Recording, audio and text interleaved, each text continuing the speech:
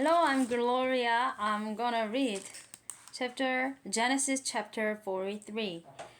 The second journey to Egypt. Now the famine was still severe in the land, so when they had eaten all the grain they had brought from Egypt, their father said to them, "Go back and buy us a little more food." But Judah said to him, "The man warned us solemnly, 'You will not see my face again unless your brother is with you.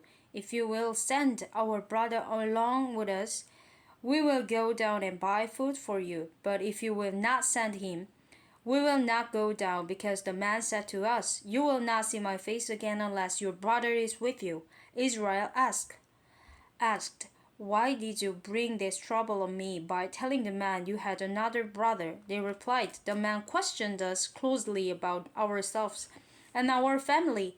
'Is your father still living?' he asked us. 'Do you have another brother?' We simply answered his question. How were we to know?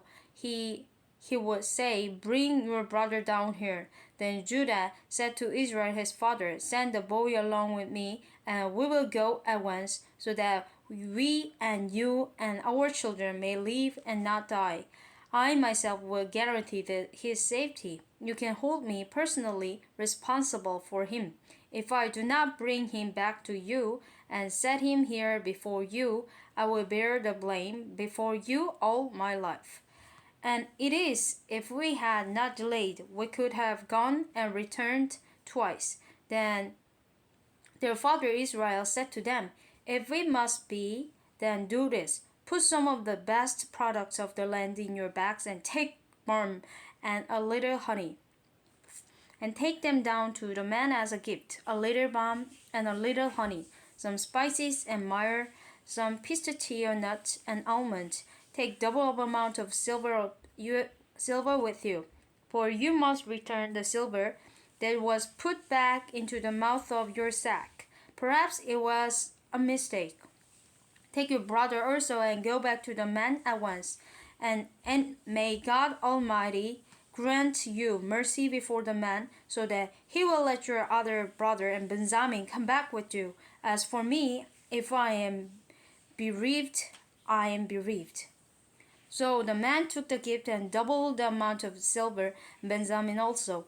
They hurried down to Egypt and presented themselves to Joseph. When Joseph saw Benjamin with them, he said to the steward of his house, "Take these men to my house, slaughter an animal, and prepare dinner.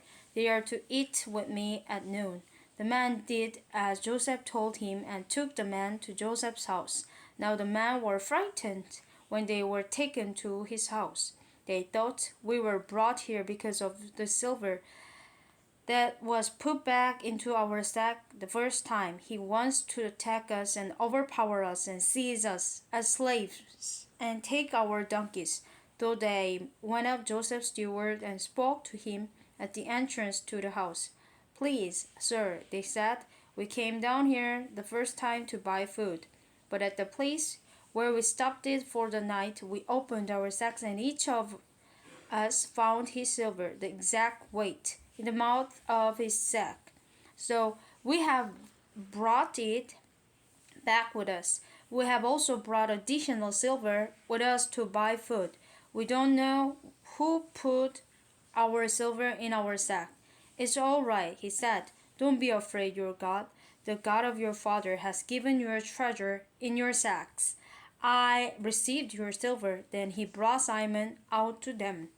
The steward took the men into Joseph's house, gave them water to wash their feet, and provided fodder for their donkeys. They prepared their gifts for Joseph's arrival at noon, because they had heard that they were to eat there. When Joseph came home, they presented to him the gifts they had brought into the house, and they bowed down before him to the ground. He asked them how they are, and then he said, "How is your aged father you told me about? Is he still living?" They replied, "Your servant our father is still alive and well." And they bowed low to pay him honor. As he looked about and saw his brother Benjamin, his own mother's son, he asked, "Is this your youngest brother, the one you told me about?" And he said, God be gracious to you, my son." Deeply moved at the sight of his brother, Joseph hurried out and looked for a place to weep.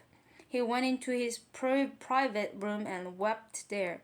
After he had washed his face, he came out and, controlling himself, said, "Serve the food." They served him by himself, the brothers by themselves, and the Egyptians who ate with him by themselves, because Egyptians could not eat with Hebrew, for that is detestable to Egyptians. The man had been seated before him in the order of their ages, from the firstborn to the youngest, and they looked at each other in astonishment. When portions were served to them from Joseph's table, Benjamin's portion was 5 times as much as anyone else. So they feasted and drank freely with them.